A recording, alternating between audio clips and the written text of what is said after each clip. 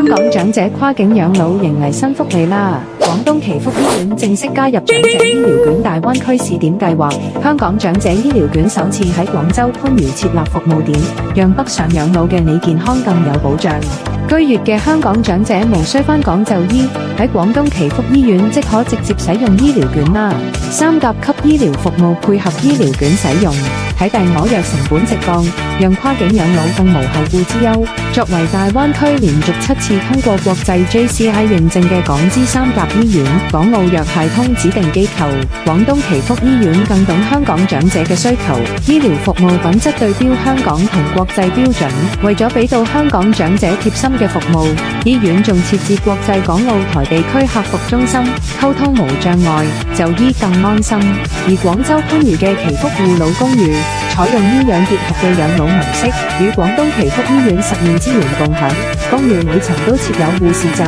各科醫生會定期查訪，康復師仲會根據長者嘅身體狀況定製專屬訓練計劃。如若有突發急症，10分鐘就能夠直達醫院，時刻守護長者嘅健康。跨境養老選祈福，醫療有券更安心。高品質醫療嘅3甲醫院，舒適嘅港式養老環境，全方位滿足香港長者嘅生活習慣，真係香港人跨境養老嘅最佳選擇啦！